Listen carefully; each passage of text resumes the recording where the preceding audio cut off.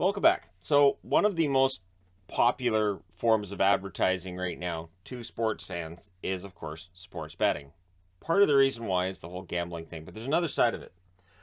We all want to be the prognosticator. We'd all like to be the person who says, "Hey, I called that. Hey, did you see who won the cup? Hey, I called it. I called it back in October."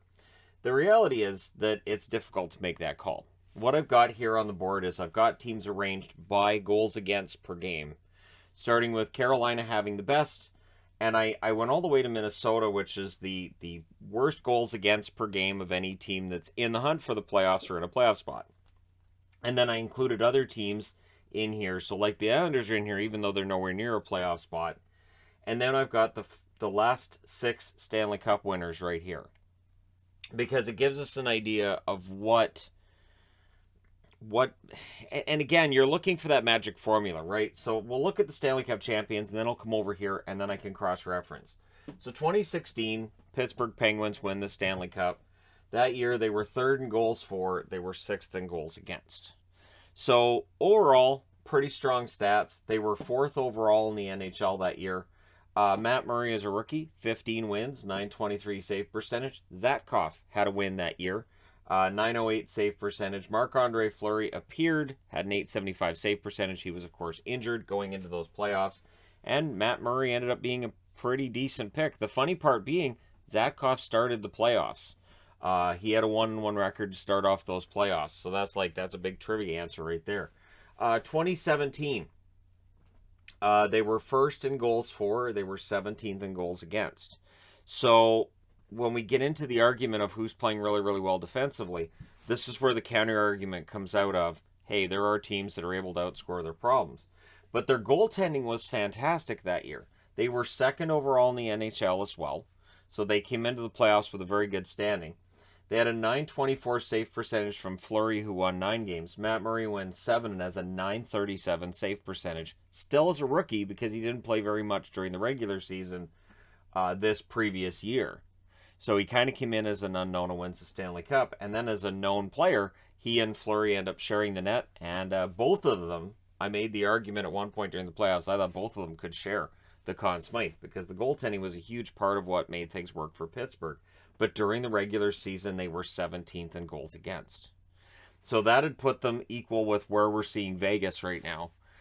So that's interesting to me. That because we always put this big importance on keeping, you got to keep the puck out of the net. If a team's going to win the Stanley Cup, yes, when we get into the playoffs, but during the regular season, maybe it's not as important. So Washington, 2018, they win the Cup. They were 9th in goals for that year. They were 15th in goals against. And hey, they kind of coasted through parts of that regular season after a President's Trophy previous and a great season previous, just bombed out. Holtby won all 16 in those playoffs, 922 save percentage, and the save in the finals. Grubauer, no wins, 837 save percentage. And what's interesting about those playoffs is Holtby had lost his spot as the starter to Grubauer. And there were discussions about Holtby, and maybe he's overrated, and maybe Washington, Grubauer looks like he might be a good starter. Grubauer doesn't play well to start the playoffs. Holtby goes in, and the rest is history. So that's where it's interesting, too, because we have storylines here of goaltenders that are maybe not playing up to their potential or maybe being seen as a backup where they were once a starter. Playoff time, that can change quickly. 2019, of course, famously the St. Louis Blues, who will forever make it so that if a team's at the bottom of the standings in January, people will raise a finger and go, wait a minute. No, remember St. Louis? Yeah, I remember St. Louis. I remember LA scored a goal off of a faceoff with less than 2 seconds remaining in a period, too. And I heard about that for a while. And it's just one of those things where a team will just, something will happen. It's unlikely, and in this case, it was St. Louis being last overall. And I've talked about this before. They were supposed to be a good team. They ended up being a good team at the end of the year.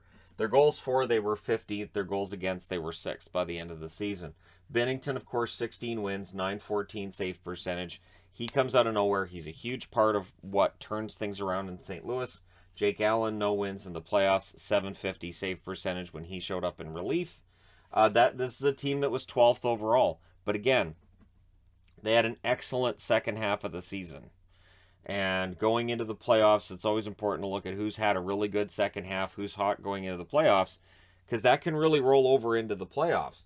Of course, 2020, Tampa wins. And this is after in 2019, they lose in the first round spectacularly against Columbus. Vasilevsky never thought that was funny, didn't agree with any of the jokes at the awards show in 2019. So they were first in goals for in 2020. They were ninth in goals against. So this again is a matter of the best offense. Pittsburgh had it. Tampa Bay had it.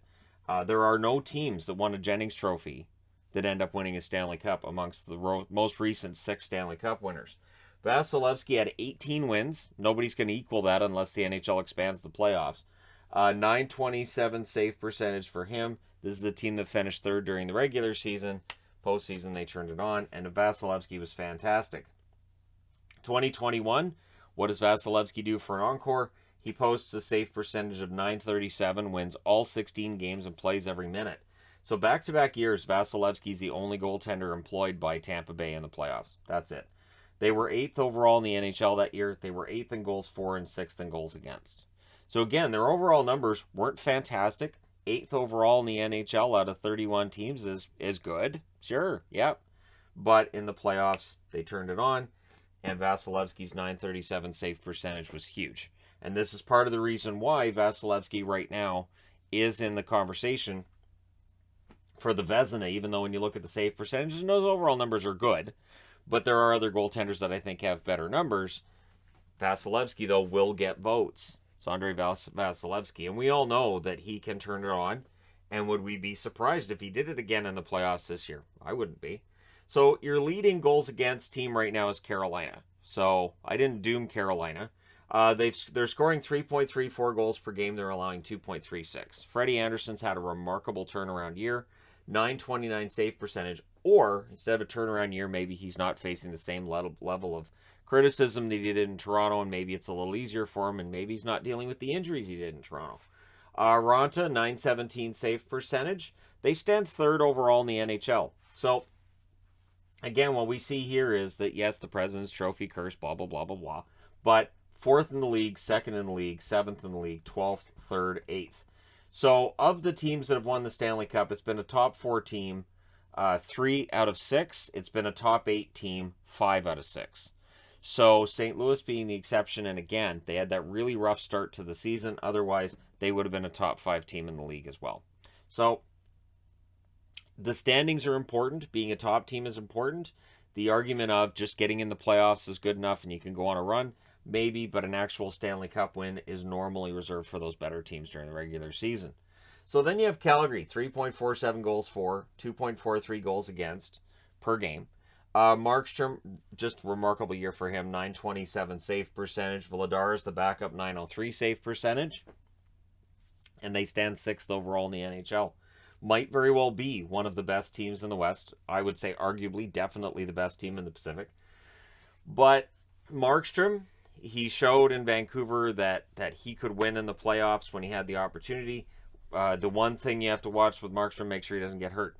And that's just, and again, that's a Freddie Anderson thing too. You got to make sure he doesn't get hurt. Of course, Ronta as well. I would say that for Carolina, if they had to go to Ronta in the playoffs, I think they'd be comfortable. If Calgary was in a situation where they were forced to go to Vladar in the playoffs, I would think less comfortable. But again, we've seen here, Murray, no playoff resume, wins the Stanley Cup. Second year as a rookie, he does it again. Holtby's the backup going to the playoffs. He ends up winning a Stanley Cup. Bennington wasn't even in the NHL to start the season. Cleared waivers too. Ends up winning the Stanley Cup. Vasilevsky back-to-back Stanley Cups after the team flamed out in 2019. So, yeah, I mean, there's definitely the idea that playoff experience is important. That goaltenders having playoff experience is important, but maybe that's overstated. Then there's the Rangers, scoring 3 goals per game exactly, allowing 2.58. Shesterkin, a 938 save percentage. Georgiev, 892. So one thing that I always look at with goaltenders is, does one goaltender have a significantly higher save percentage than the other? With the Rangers, it is a dramatic difference. 0.46 difference in goals in save percentage. So that's important. The Rangers sit 7th overall in the NHL. The concern, of course, being goal scoring. And when you look at the teams that win the Stanley Cup, again, St. Louis being an outlier, You've got two teams that are first in goals for, one that's third, one that's eighth, one that's ninth. So if the Rangers have trouble scoring goals, eventually they should run into a goaltender that can hold his own with Shesterkin, and then they're going to have to, outscore their troubles here. And that's where I can understand people being maybe a bit concerned. Right beneath them there at a 2.61 goals against per game is the Pittsburgh Penguins, who are also scoring 3.21 goals per game. So their defensive numbers are similar to the Rangers. Their offensive numbers a little bit better. They sit 8th in the NHL. They're tied in points with the Rangers. Jari has a 922 save percentage to Smith, a 904. And Jari, of course, is coming off of a disappointing playoffs last year. And I'm sure that if it's the Rangers and the Penguins, people will look at that goaltending matchup and say, I think I like Shesterkin better. And I understand that. And Pittsburgh goes, well, they're older. They've lost in the first round, 3 years in a row, 4 years? It's been a while since they won in the first round. And it will be interesting to see if they can, make it work in the playoffs. Boston, 2.98 goals scored per game, 2.67 goals against. They're 9th overall in the NHL. So this is where it's interesting, too. 6th, 7th, 8th, 9th in the National Hockey League. And their goals against are pretty darn good. So for Boston, Ullmark, 908 save percentage. Swayman, a 925 save percentage. He's not getting a lot of discussion for the Calder, but might warrant a vote here and there. I do have some concern about Swayman if it comes into the playoffs, but again, Binnington is a rookie, Murray is a rookie, Murray is a rookie. It's been done. Murray did it twice as a rookie. So I can't say that Boston doesn't have a chance. The other problem is, of course, they're in the East where it looks like it's just going to be a brawl. And I don't know if Boston has the depth to get through the East. But the goaltending might not be the problem. And then there's the Islanders. 2.7 goals per game, 2.72 against. They're 23rd overall in the NHL. Not making the playoffs. Sorokin's had a fantastic season at a 925 save percentage. Might get a couple of Vezina votes his way, based on the fact that they're below the playoff line and he's still putting up really good numbers. Varlamov, a 912 save percentage. He's been very good lately. His play has definitely picked up. And the Islanders are good defensively. They just don't score enough, so that's why they're not in the playoffs, as well as other reasons. Nashville, 3.2 goals per game. They're allowing 2.75 goals per game. They stand 13th overall in the NHL. Saros, 924 save percentage. Rittich has an 894 save percentage, which shows you that Saros is very good, and Rittich has had some rough starts here and there. Rittich doesn't start very often. This is the tricky thing with being a backup in the NHL. You want to put up good stats to show that you should get more starts. You're behind a goaltender the team has a lot of faith in. If you have a bad start, if you have a couple of bad starts, you're probably not going to see the net very often to improve your numbers. So even if you're able to improve your numbers, you're not going to see the net as often. Now, of course, down the stretch, we have a lot of back-to-backs, a lot of games in a short period of time. It is possible Rittich helps to get his numbers a little bit better, but it is Saros' net. And Nashville, I think, is going to go as far as Saros will take them. But their 3.2 goals scored per game is right up there with Pittsburgh. Their offense is underrated. St. Louis scoring 3.54 goals per game, allowing 2.76. They're 10th overall in the NHL, so they've got a better overall standing than they did in 2019. What's interesting with them, too, Ville Husso, 928 save percentage. Binnington has a 903. So Binnington comes in 2019, and he replaces Jake Allen. And it feels like Ville Husso is kind of doing the same thing to Binnington. And Husso as well, as goaltender that was seen as, well, he might be a decent backup at some point. I don't know, maybe there's a start, and then all of a sudden it's there. And Binnington, it was the same thing, where maybe he can be backup, and they weren't playing him. They kept calling him up, and they kept putting him in the minors to get him games. And then all of a sudden Binnington takes the net, and that's history. So Husso would be the starter going into the playoffs, but remember Grubauer. Grubauer had replaced Holtby. And then in the playoffs, all of a sudden it became Holtby's net, and they win the cup. So it is possible that Ville Husso going into the playoffs is the starter, and Binnington takes that job back. Colorado has gotten into the top 10 in goals against.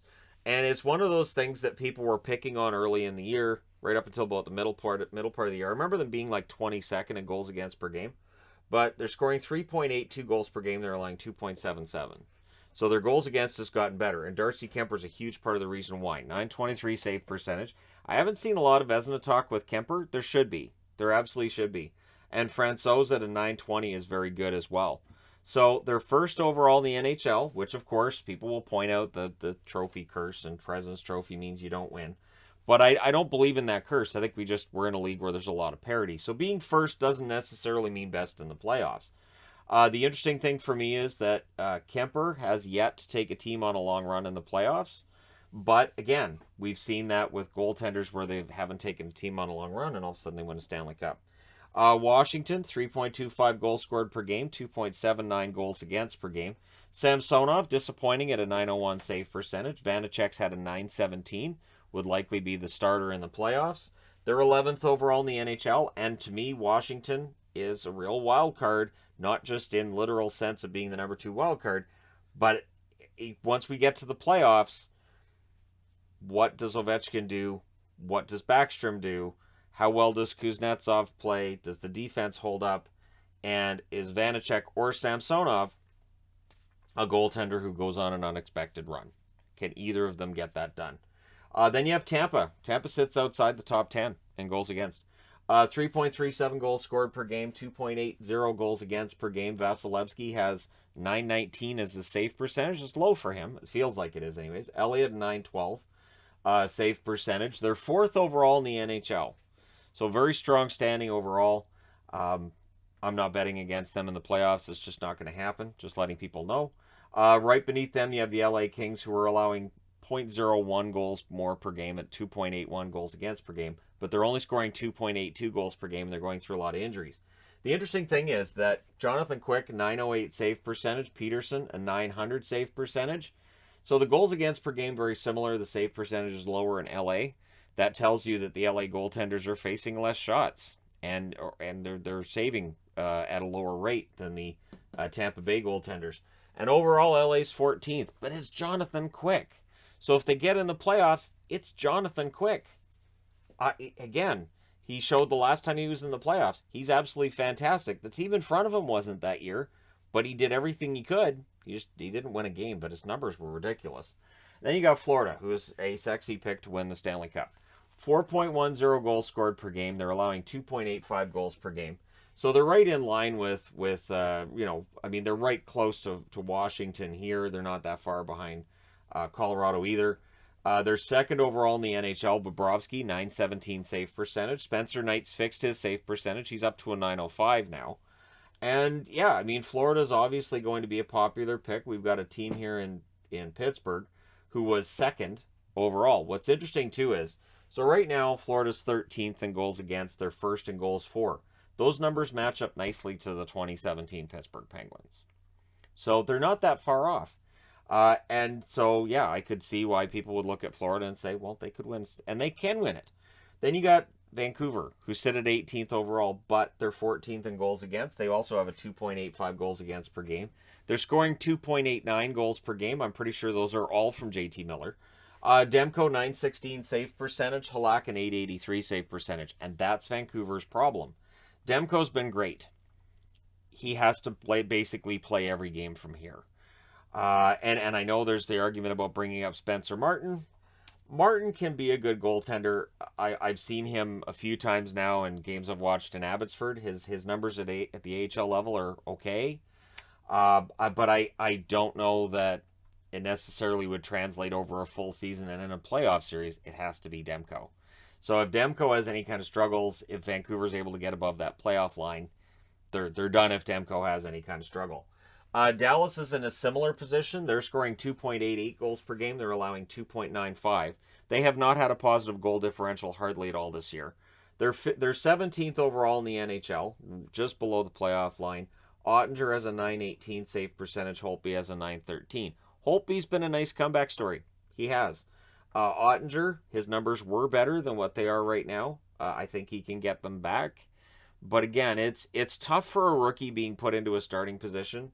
I feel like in Dallas he faces a lot less scrutiny than he would in, say, Toronto or Chicago or Boston, any of the original 6, really. And then various other Canadian markets. However, there's still a lot of pressure on a rookie, and a playoff chase is tough. So Ottinger's definitely earning his stripes right now. We'll see again, if Dallas can finish above the playoff line. I'm skeptical on that one because, again, they do tend to allow more goals than they score, and that's one of the key things to winning games. You don't very often see a team say, well, we got outscored 4-1 tonight, but we got the victory. So, yeah. Toronto scoring 3.68 goals per game. They're allowing 3 goals per game. So they sit 16th on this board. They're 5th overall in the NHL, though. So optimism's still going to be there for some Leafs fans. Campbell, 914 save percentage. He's had his struggles and injuries. Mrazek, 884 save percentage. He's had his struggles and injuries. People are going to point out Shalgren's not there. Shalgren's not there because he started one game. And the fact that they're going back to him tonight against Carolina kind of shows that there is some crisis in net. Mrazek has said that his self-confidence isn't shaken by what's going on. But the overall numbers would tell you with Mrazek, he's capable of being a decent goaltender. I don't know if Toronto wants to end up getting to that promised land and finally hold up the cup for the first time since 67. They're going to have to get Campbell going. I think it has to be Campbell in the playoffs. That being said, rookie. So maybe Shalgren is the answer, and I'm going to get proven wrong.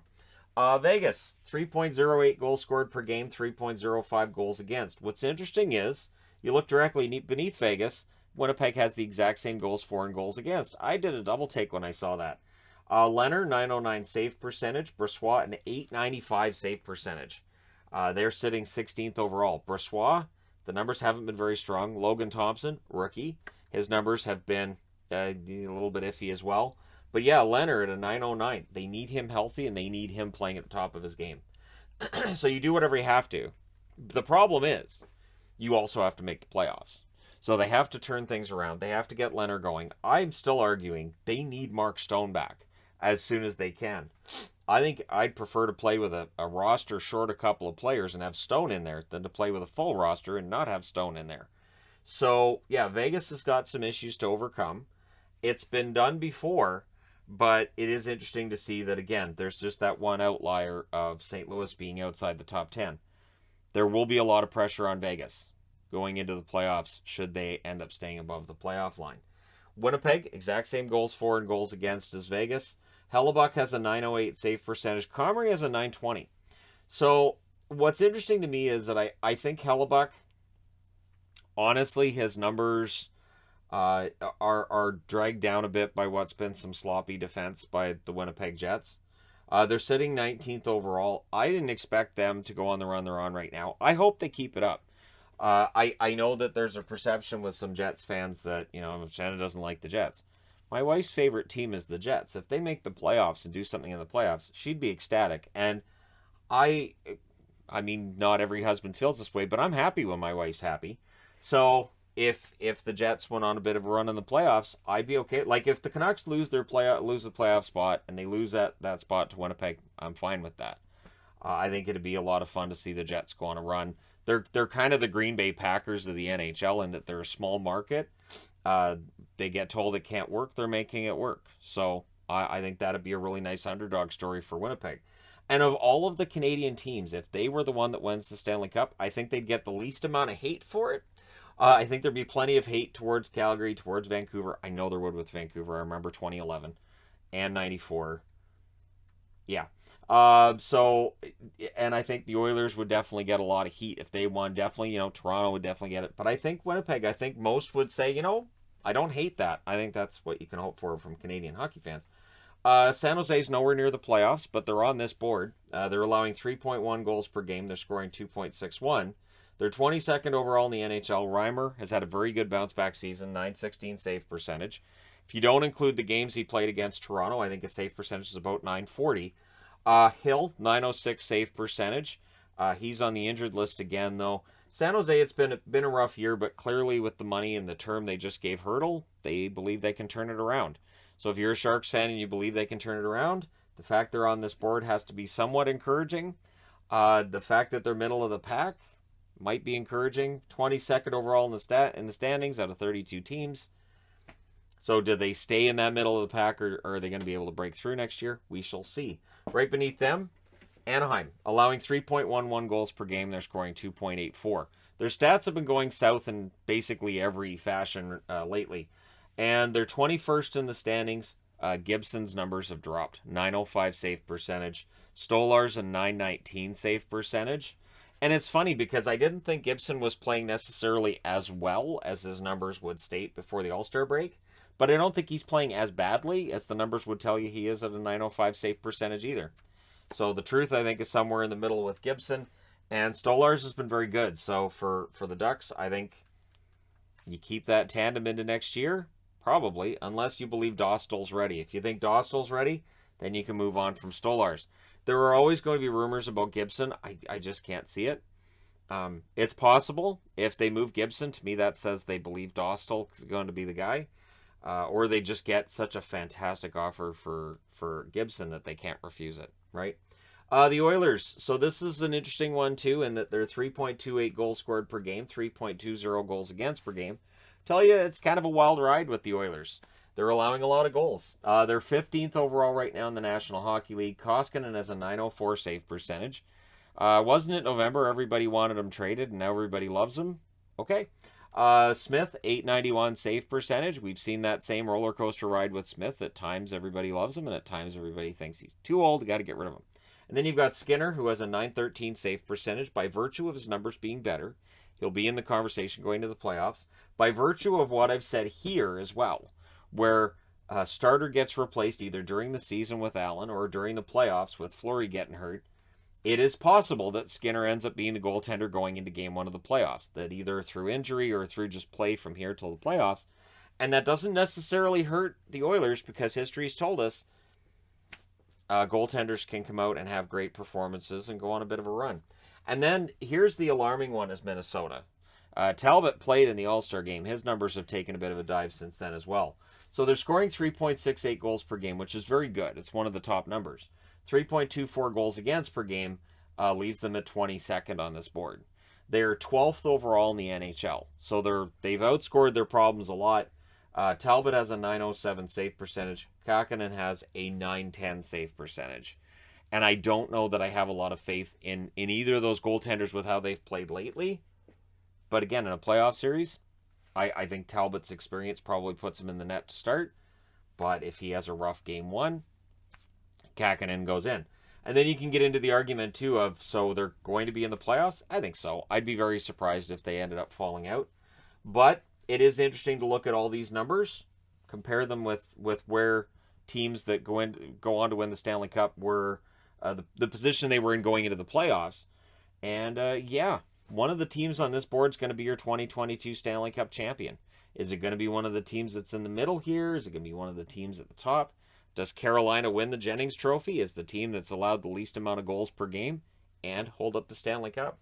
That's an interesting one for me because I remember back in the 80s is when I noticed that teams that were really good defensively very often in the playoffs would win.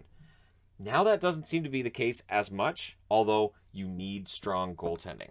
So it's a matter of which goaltender on this board is going to take his team that far, and that's where Ranger fans will jump up and say, hey, Shesterkin right now is head and shoulders above everybody else, a la Hasek in his prime.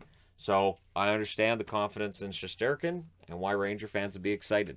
But let me know your thoughts in the comment section below as always. Don't forget to hit like and subscribe if you're browsing your way through. You just happened upon this video. Thank you guys so much for watching, for all your support. I will talk to you again soon.